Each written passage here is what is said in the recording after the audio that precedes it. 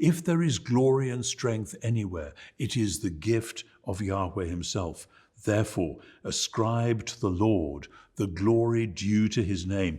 Bring an offering and come into his courts. By the time of Jesus, there was a court of the Gentiles as well as the inner court where only Jewish people could go. And the Gentiles were allowed to come and worship, and many did.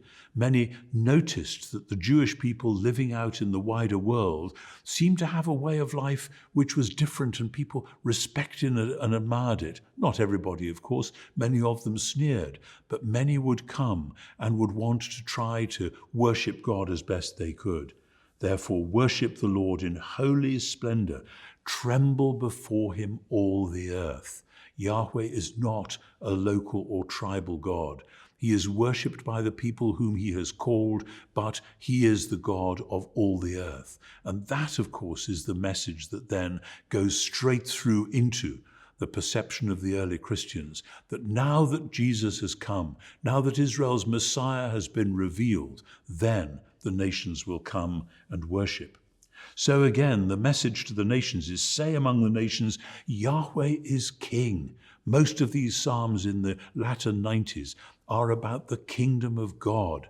And the kingdom of God is not about a place called heaven where God's people go when they die. It's about Yahweh taking his power and reigning over the world. Jesus taught his followers to pray, thy kingdom come on earth as in heaven. So the world is firmly established, verse 10. It will never be moved, and he will judge the peoples with equity.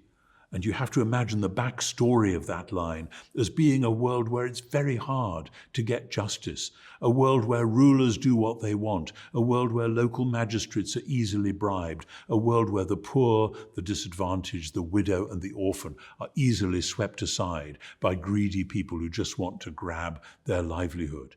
And now there will come a judge who will do the thing properly. So let the heavens be glad, let the earth rejoice. Verses 11, 12, and 13 are about the coming judgment. And people make such a mistake about judgment. We use the word in such a negative sense. Of course it has a negative sense, because if somebody is determined to go on oppressing the poor and stealing from people wherever they can and putting people down, then God is going to say a big and loud no to all of that. And yes, that is judgment.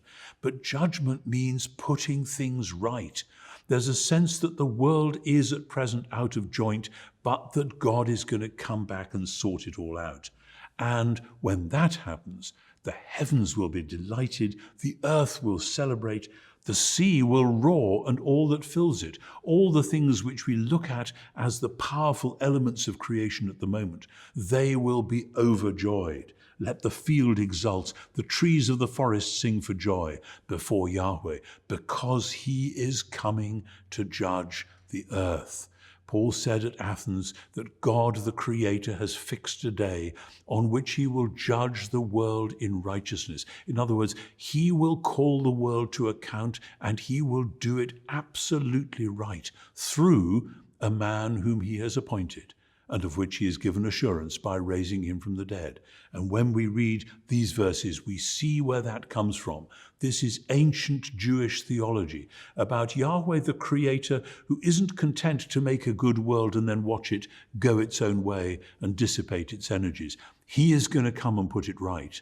And so much biblical theology is held between those two promises: the goodness of creation and the coming putting right of all things. He will judge the world with righteousness, verse 13, and the peoples with his truth.